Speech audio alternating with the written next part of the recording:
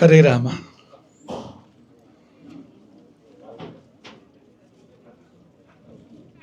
ಆಪದಾಂ ಅಪಹರ್ತಾರಂ ದಾತಾರಂ ಸರ್ವಸಂಪದಾಂ ಲೋಕಾಭಿರಾಮಂ ಶ್ರೀರಾಮಂ ಭೂಯೋ ಭೂಯೋ ನಮಾಮ್ಯಹಂ. ಮೊದಲಾಗಿ ನಾವು ಅನುಕ್ಷಣವೂ ಆರಾಧಿಸುವ ಶ್ರೀ ಸೀತಾರಾಮಚಂದ್ರ ಚಂದ್ರಮೌಳೀಶ್ವರ ರಾಜರಾಜೇಶ್ವರಿಯರನ್ನು ನೆನೆದು ಅವರ ಆಶೀರ್ವಾದವನ್ನು ಪಡೆದು ಇಲ್ಲಿ ಸೇರಿದ ಸಮಸ್ತರನ್ನು ಮನಸಾರೆ ಹರಸಿ ಆಶೀರ್ವಾದದ ಕೆಲವು ಮಾತುಗಳನ್ನು ಆಡಬಯಸ್ತೇವೆ. ಸುದಿನಂಚಮೆ, ಇದು ವೇದದ ಉದ್ಘೋಷ. ನನ್ನ ಬದುಕಿನಲ್ಲಿ ಒಳ್ಳೆಯ ದಿನಗಳನ್ನು ಕೊಡು ಎಂಬುದಾಗಿ ಅದರ ಅರ್ಥ. ಜೀವನದಲ್ಲಿ ಒಳ್ಳೆಯ ದಿನಗಳು ಬರಲಿ ಎಂಬುದಾಗಿ ಅದರ ಅರ್ಥ. ಆ ಒಳ್ಳೆಯ ದಿನ ಅಂತ ಯಾವ್ದಾದ್ರು ಇದ್ದರೆ ಇದು ಅಂಥ ದಿನ ಎಂಬುದಾಗಿ ನಾವು ಭಾವಿಸ್ತೇವೆ. ನಿಜವಾಗಿ ಇದು ಸುದಿನ. ಸುದಿನ ಕೇವಲ ನಮ್ಮ ಪಾಲಿಗೆ ನಿಮ್ಮ ಪಾಲಿಗೆ ಮಾತ್ರ ಅಂತಲ್ಲ, ಈ ಸಾಗರ ನಗರದ ಪಾಲಿಗೆ ಸುದಿನ ಇದು ಎಂಬುದಾಗಿ ನಾವು ಭಾವಿಸ್ತೇವೆ. ಅಯ್ಯಪ್ಪನ ಎಲ್ಲ ಭಕ್ತರಿಗೆ ಇದು ಒಂದು ಸುದಿನ, ಮಹಾದಿನ ಎಂಬುದಾಗಿ ನಾವು ಭಾವಿಸ್ತೇವೆ. ಸಾಗರದ ವಿಕಾಸದಲ್ಲಿ ಇದೊಂದು ತಿರುವು ಎಂಬುದಾಗಿ ನಾವು ನಿಜವಾಗಿ ಕೂಡ ಭಾವಿಸ್ತೇವೆ. ನಾವು ಇದು ಮೊದಲು ಬಂದಿದ್ದಲ್ಲ, ಇಲ್ಲಿಗೆ ಈ ಮೊದಲು ಕೂಡ ಅಯ್ಯಪ್ಪ ಸ್ವಾಮಿ ದೇವಸ್ಥಾನಕ್ಕೆ ನಮ್ಮನ್ನು ಕರ್ಕೊಂಡು ಬಂದಿದ್ರು. ಆದರೆ ಇವತ್ತು ಬಂದಿದ್ದು ವಿಶೇಷ ಒಂದು ಉದ್ದೇಶ ಇಟ್ಕೊಂಡು ನಾವು ಆಗಮಿಸಿರ್ತಕ್ಕಂಥದ್ದು. ಇಲ್ಲಿಗೆ ದೊಡ್ಡ ಕೆಲಸ ಮುಂದೆ ಆಗುವಂಥದ್ದಿದೆ. ಸಾಗರಕ್ಕೆ ಅಲಂಕಾರವಾಗಬಲ್ಲಂಥ ಒಂದು ಕೆಲಸ ಇನ್ನು ಮುಂದೆ ಇಲ್ಲಿ ಆಗೋದಕ್ಕಿದೆ. ಸಾಗರ ಸಮುದ್ರಕ್ಕೆ ಇನ್ನೊಂದು ಶಬ್ದ ಸಂಸ್ಕೃತದಲ್ಲಿ ರತ್ನಾಕರ ಅಂತ. ರತ್ನಾಕರ ಅಂದರೆ ಅಲ್ಲಿ ರತ್ನಗಳಿದ್ದಾವೆ. ಸಮುದ್ರ ಯಾವುದು ಅಂದರೆ ಎಲ್ಲಿ ರತ್ನಗಳು ಸಿಗ್ತವೋ ಅದು ಸಮುದ್ರ ಅಂತ. ಉದಾಹರಣೆ ಮುತ್ತು ಅಂತ ಅಂದ್ಕೊಳ್ಳಿ, ಸಮುದ್ರದಲ್ಲಿ ಸಿಗುವಂಥದ್ದು. ಹವಳ ಅಂತ ಅಂದ್ಕೊಳ್ಳಿ, ಸಮುದ್ರದಲ್ಲಿ ಸಿಗುವಂಥದ್ದು. ಇಂಥ ಮುತ್ತು ಹವಳಗಳಂಥ ಅಪರೂಪದ ರತ್ನಗಳು ಎಲ್ಲಿ ಲಭ್ಯ ಆಗ್ತವೋ ಅದು ಸಾಗರ. ಅದು ನಮ್ಮ ಸಾಗರ ನಿಜವಾಗಿ ರತ್ನಾಕರ ಆಗ್ತದೆ. ಯಾಕೆಂದರೆ ಇದು ಸಾಗರದ ರತ್ನ ಆಗಲಿಕ್ಕಿದೆ ಅಂತ. ಯಾವುದು ಈ ಅಯ್ಯಪ್ಪ ಸ್ವಾಮಿ ದೇವಸ್ಥಾನದ ಸಮುಚ್ಚಯ ಏನಿದೆ ಇಲ್ಲಿ ಮುಂದೆ ನಿರ್ಮಾಣವಾಗಲಿಕ್ಕಿರ್ತಕ್ಕಂಥದ್ದು, ಇಡೀ ಸಾಗರ ನಗರಕ್ಕೆ ಒಂದು ಶೋಭೆ, ಒಂದು ಅಲಂಕಾರ, ಒಂದು ರತ್ನ ಇದ್ದಂತೆ ಇದು ಮುಂದೆ ಕಂಗೊಳಿಸಲಿಕ್ಕಿದೆ. ಹಾಗಾಗಿ ಸಾಗರಕ್ಕೆ ಸಾಗರ ಅನ್ನೋ ಶಬ್ದ, ಆ ಹೆಸರು ಸಾರ್ಥಕ ಆಗ್ತದೆ ಎಂಬುದಾಗಿ ನಾವು ಭಾವಿಸುವಂಥದ್ದು. ಇಂತಹದ್ದೊಂದು ಸಾಗರದಂಥ ಊರಿನಲ್ಲಿ ಇಷ್ಟು ದೊಡ್ಡ ಒಂದು ಸ್ಥಳ ಸಿಗುವಂಥದ್ದು ಬಹಳ ಯೋಗ ಅಷ್ಟೇ. ಇಲ್ಲದಿದ್ದರೆ ಇಂತಹ ಸ್ಥಳ, ಇಷ್ಟು ವಿಸ್ತೀರ್ಣ ಇರ್ತಕ್ಕಂಥ ಸ್ಥಳ ಸಿಗಲಿಕ್ಕೆ ಸಾಧ್ಯವೇ ಇಲ್ಲ ಅಂದರೆ ತಪ್ಪೇನೇ ಇಲ್ಲ ಅಂತ. ಆದರೆ ಅಯ್ಯಪ್ಪ ತನ್ನ ಭಕ್ತರಿಗೆ ಈ ಸ್ಥಳ ಕೊಡಿಸಿದ್ದಾನೆ, ಇಂತಹದೊಂದು ಭೂಮಿ ಪ್ರಾಪ್ತ ಆಗುವಂತೆ ಮಾಡಿದ್ದಾನೆ. ಸದುಪಯೋಗ ಮಾಡ್ತಕ್ಕಂಥ ಹೊಣೆಗಾರಿಕೆ ನಮ್ಮದಿದೆ. ಈಗ ಒಂದು ದೊಡ್ಡ ವಸ್ತು ನಮಗೆ ಸಿಗ್ತದೆ ಅಂದರೆ ಪಕ್ಕದಲ್ಲಿ ಒಂದು ಜವಾಬ್ದಾರಿ ಕೂಡ ಬಂತು, ಅದನ್ನು ಸದುಪಯೋಗ ಪಡಿಸ್ಬೇಕು. ಈ ಭೂಮಿಯನ್ನು ಹಾಗೆ ನಾವು ಹಾಳು ಬಿಟ್ಟರೆ ಏನರ್ಥ ಅದಕ್ಕೆ? ದೇವರು ಕೊಟ್ಟಿದ್ದು ಸಾರ್ಥಕ ಆಗಲಿಲ್ಲ ಅಂತಲೇ ಅರ್ಥ ಅದಕ್ಕೆ. ಮತ್ತು ಯಾವುದನ್ನು ನಾವು ಸಾರ್ಥಕ ಪಡಿಸೋದಿಲ್ಲ, ದೇವರು ಕೊಟ್ಟಿದ್ದನ್ನು, ಅದು ನಮ್ಗೆ ಉಳಿಯೋದಿಲ್ಲ. ಈಗ ಒಂದು ನಮ್ಮ ದೇಹದ ಅಂಗಾಂಗಗಳೇ ಆದರೂ ಕೂಡ ಉಪಯೋಗಿಸ್ತೇನೆ ಬಹಳ ಕಾಲ ಬಿಟ್ಟರೆ ಅದು ನಿಷ್ಕ್ರಿಯ ಆಗ್ತದೆ ಅಂತ, ಅದು ಮುಂದೆ ಕೆಲಸಕ್ಕೆ ಬರೋದಿಲ್ಲ ಎಂಬುದಾಗಿ ಬಲ್ಲವರು ಹೇಳ್ತಾರೆ. ಹಾಗಾಗಿ ದೇವರು ಕೊಟ್ಟಿದ್ದೆಲ್ಲವನ್ನು ಕೂಡ ಸಾರ್ಥಕಪಡಿಸಬೇಕು. ಇಂಥದ್ದೊಂದು ಅನರ್ಘ್ಯವಾದ ಸ್ಥಳವನ್ನು ದೇವರು ಕೊಟ್ಟಾಗ ಸದುಪಯೋಗ ಮಾಡಬೇಕು. ಸದುಪಯೋಗ ಮಾಡಬೇಕು ಅಂದರೆ ದೇವರಿಗೆ ಎಷ್ಟು ಬೇಕು ಸ್ಥಳ? ದೇವರ ಮೂರ್ತಿ ನಿಲ್ಲೋದಕ್ಕೆ ಎಷ್ಟು ಸ್ಥಳ ಬೇಕು ಹೇಳಿ? ಮತ್ತೆಲ್ಲ ಭಕ್ತರಿಗೆ ಬೇಕಾಗುವಂಥದ್ದು. ದೇವಸ್ಥಾನ ಕಟ್ಟೋದು ದೇವರ ಸೇವೆ ಅಂತ ನಾವು ಬಾಯಲ್ಲಿ ಹೇಳೋದೇನೋ ಹೌದು, ಆದರೆ ದೇವರಿಗೆ ಬೇಕಾಗುವ ಸ್ಥಳ ಎಷ್ಟು ಹೇಳಿ? ಮೂರ್ತಿ ನಿಲ್ಲುವಷ್ಟು ಮಾತ್ರ ಅದು. ಮತ್ತೆಲ್ಲ ಭಕ್ತರು ನಿಂತ್ಕೊಳ್ಳೋದಕ್ಕೆ, ಭಕ್ತರು ಊಟ ಮಾಡೋದಕ್ಕೆ, ಭಕ್ತರು ಆ ಕಡೆ ಈ ಕಡೆ ಓಡಾಡೋದಕ್ಕೆ, ವಿಶ್ರಮಿಸೋದಕ್ಕೆ, ಅದಕ್ಕೆ ತಾನೇ ಇರುವಂಥದ್ದು ಅಂತ. ಹಾಗಾಗಿ ಸದುಪಯೋಗ ಅಂದರೆ ಹಾಗೆ.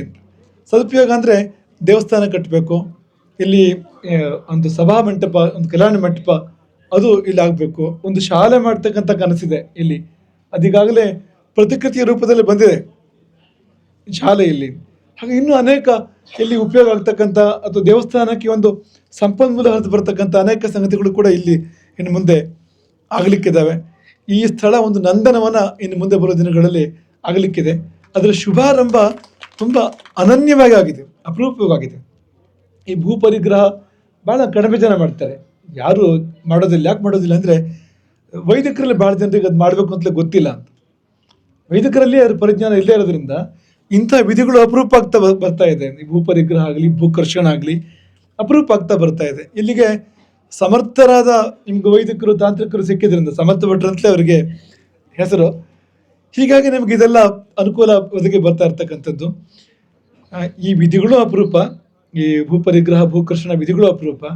ಈ ಎತ್ತು ಮತ್ತು ನೇಗಿಲು ಇದೆಯಲ್ಲ, ಇದು ನೋಡೋಕ್ಕೆ ಸಿಗೋದಿಲ್ಲ. ಇದು ನಾವು ಈ ಬಂದು ನಿಂತು ಕೂಡಲೇ ನಮಗೆ ಇಂತಹ ಸಂತೋಷ ಆಯಿತು ಅಂದರೆ, ಯಾಕೆಂದರೆ ನಮಗೊಂದು ನೇಗಿಲು ನೋಡೋ ಅವಕಾಶ ಸಿಗ್ತಲ್ಲ, ಇವತ್ತು ಎತ್ತು ನೋಡೋ ಅವಕಾಶ ಸಿಗ್ತಲ್ಲ ಅನ್ನೋ ಕಾರಣಕ್ಕೆ ಎಲ್ಲ ಒಳ್ಳೆ ಜೋಡಿ ಎತ್ತು ಅಂದರೆ ಅದು ಅದರ ಉದ್ದ ಅಗಲ ಎಲ್ಲ ಹೇಳಿ ಮಾಡಿಸ್ದಾಗಿದೆ ಅಂತ, ಅವಳಿ ಜವಳಿ ಇದ್ದಾಗಿದೆ ಅಂತ. ಮತ್ತು ಆ ಮರದ ನೇಗಿಲು ಅನ್ನೋದು ಭಾರಿ ಅಪರೂಪ ಅಂದರೆ ಭಾರಿ ಅಪರೂಪ, ಯಾರ್ಯಾರು ಬಳಸೋದಿಲ್ಲ ಅನ್ನುವಂಥದ್ದು ಅಂತ. ಆಗ ಕೊನೆ ಪಕ್ಷ ಇಂಥ ಧಾರ್ಮಿಕ ಕಾರ್ಯಕ್ರಮಕ್ಕಾದ್ರೂ ಜನ ಬಳಸ್ಬೋದಾಗಿತ್ತು ಅದನ್ನು ಅಂತ. ಹಿಂದಿನ ಕಾಲದಲ್ಲಿ ದೊಡ್ಡ ಯಜ್ಞ ಮಾಡಬೇಕು ಅಂದರೆ ಮೊದಲು ಉಳುಮೆ ಮಾಡಬೇಕು, ಆ ಭೂಮಿ ಉಳುಮೆ ಮಾಡಬೇಕು ಅನ್ನೋ ಕ್ರಮ ಅಂತ. ಹಾಗೆ ಜನಕ ದೊಡ್ಡ ಯಜ್ಞ ಮಾಡಬೇಕು ಅಂತ ಒಂದು ಉಳುಮೆ ಮಾಡಿದಾಗ ಬಂಗಾರದ ನೇಗಿಲಲ್ಲಿ ಉಳುಮೆ ಮಾಡಬೇಕು ಅಂತ ಯಜ್ಞ ಮಾಡೋಕೆ ಹೊರಟಾಗ ಅಂತ ಒಂದು ಪದ್ಧತಿ ಇರುವಂಥದ್ದು. ಆ ಬಂಗಾರದ ನೇಗಿಲಲ್ಲಿ ಉಳುಮೆ ಮಾಡುವಾಗ ಆ ನೇಗಿಲಿನ ಗೆರೆಯಲ್ಲಿ, ಉಳುಮೆ ಮಾಡಿದ ನೇಗಿಲಿನ ಗೆರೆಯಲ್ಲಿ ಸೀತೆ ಶಿಶುವಾಗಿ ಸಿಕ್ಕಿದ್ರು ಅಂತ ನಾವು ಕೇಳ್ತೇವೆ. ಸೀತೆ ಅಂದರೆ ಏನು? ಲಕ್ಷ್ಮಿ ಅದು ಅಂತ. ಆ ಪ್ರಕರಣದ ಅರ್ಥ ಇಷ್ಟೇ ಅಂತ, ನೀವು ಉಳುಮೆ ಮಾಡಿದರೆ ಲಕ್ಷ್ಮೀ ದೇವಿ ಎದ್ದು ಬರ್ತಾಳೆ ಅಲ್ಲಿ. ನೇಗಿಲ ಗೆರೆಯೇ ಬಾಗಿಲ ತೆರೆಯೇ ಬರುವಳು ಸಿರಿದೇವಿ ಅಂತ ನಮ್ಮ ಕವಿ ಗಜಾನನ ಶರ್ಮರ ಒಂದು ವಾಣಿ ಇದೆ. ನೇಗಿಲ ಗೆರೆಯೇ, ನಿಮ್ಮ ಕಣ್ಣು ಬಂದಿದೆ ನೇಗಿಲ ಗೆರೆ, ಬಾಗಿಲ ತೆರೆಯೇ, ಬಾಗಿಲು ತೆರೆದಂಗೆ ಅದು ಅಂತ. ಗೆರೆ ಅಂದರೆ ನೋಡಿ, 2 ಭಾಗ ಆಗಿದೆ ನೋಡಿ, ಬಾಗಿಲು ತೆರೆದಂಗೆ ಅದು. ಯಾರು ಬರ್ತಾರೆ ಬಾಗಿಲು ತೆಗೆದ್ರೆ ಅಂದರೆ ಬರುವಳು ಸಿರಿದೇವಿ ಅಂತ. ನಿಮಗಿದು ನಾವು ಹೇಳಿದ್ದು ಮುಟ್ತದೆ ಅಂತ ನಾವು ಭಾವಿಸ್ತೇವೆ. ಈ ಅಯ್ಯಪ್ಪ ಸ್ವಾಮಿ ಟ್ರಸ್ಟ್ನವ್ರು ಯಾರಿದ್ದಾರೆ, ನಾವು ಹೇಳಿದ್ದು ನಿಮ್ಗೆ ಅರ್ಥ ಆಗ್ತದೆ ಅಂತ ನಾವು ಭಾವಿಸ್ತೇವೆ. ಬರುವಳು ಸಿರಿದೇವಿ ಅಂತ, ಲಕ್ಷ್ಮೀದೇವಿ ಎದ್ದು ಬರ್ತಾಳೆ ಅಂತ. ಲಕ್ಷ್ಮೀದೇವಿ ಎದ್ದು ಬಂದ ಮೇಲೆ ಇದು ವೈಕುಂಠ ಆಗ್ತದೆ, ಇದು ಇಲ್ಲಿ ಸಮೃದ್ಧಿ ಆಗ್ತದೆ, ಎಲ್ಲ ಸಮೃದ್ಧಿ ಆಗ್ತದೆ. ನೀವು ಏನೇನು ಮಾಡ್ಲಿಕ್ಕೆ ಹೊರಟಿದ್ದೀರಿ ಅದಕ್ಕೆಲ್ಲದಕ್ಕೂ ಸಂಪನ್ಮೂಲ ಅನುಕೂಲ ಒದಗಿ ಬರ್ತದೆ ಅಂತಲೇ ಅರ್ಥ ಅದಕ್ಕೆ ಅಂತ. ಹಾಗಾಗಿ ಹಳ್ಳಿಯಲ್ಲೇ ಮಾಡೋದಿಲ್ಲ, ಪೇಟೆ ಮಧ್ಯದಲ್ಲಿ ಹೊಸು ನೇಗಿಲು ತಂದು, ಇದು ಎತ್ತು ನೇಗಿಲು ತಂದು ಇಂಥದ್ದೊಂದು ಅಪರೂಪದ ಕಾರ್ಯಕ್ರಮ ಮಾಡಿಬಿಟ್ರೆ ಇದು ಶುರುವಾದ ಚಂದವೇ ಮುಂದೆ ಹೇಗಾಗ್ಬೋದು ಅನ್ನೋದನ್ನು ನಿರೂಪಣೆ ಮಾಡ್ತಾ ಇದೆ ಎಂಬುದಾಗಿ ನಾವು ಭಾವಿಸ್ತೇವೆ. ಚೆನ್ನಾಗಿ ಮಾಡೋಣ, ಎಲ್ಲ ಕೈ ಜೋಡಿಸೋಣ. ಇಡೀ ಸಾಗರ್ ನಗರ ಅದಕ್ಕೆ ಪೂರ್ತಿಯಾಗಿ ಕೈ ಜೋಡಿಸಲಿ. ಸಾಗರ್ ನಗರದ ಪ್ರತಿನಿಧಿಗಳು ಇವತ್ತು ಇಲ್ಲಿ ಆಗಮಿಸಿದ್ದಾರೆ, ಶಾಸಕರಿದ್ದಾರೆ, ಮಾಜಿ ಶಾಸಕರಿದ್ದಾರೆ, ಅನೇಕ ಪ್ರಮುಖರು ಕೂಡ ಇಲ್ಲಿ ಬಂದು ಇಲ್ಲಿ ನೆಲೆಗೊಂಡಿದ್ದಾರೆ. ಎಲ್ಲ ಸೇರಿ ಈ ಕಾರ್ಯಕ್ರಮವನ್ನು, ಈ ಒಂದು ಕಾರ್ಯವನ್ನು ಅದ್ಭುತವಾಗಿ ಸಂಪನ್ನವಾಗುವಂತೆ ಮಾಡೋಣ ಎಂಬುದಾಗಿ ನಾವು ಹಾರೈಸುವಂಥದ್ದು. ನಾವಂತೂ ಸಂಪೂರ್ಣವಾಗಿ ಈ ಕಾರ್ಯದ ಜೊತೆಲಿದ್ದೇವೆ. ಮಠದ ಪೂರ್ಣ ಆಶೀರ್ವಾದ.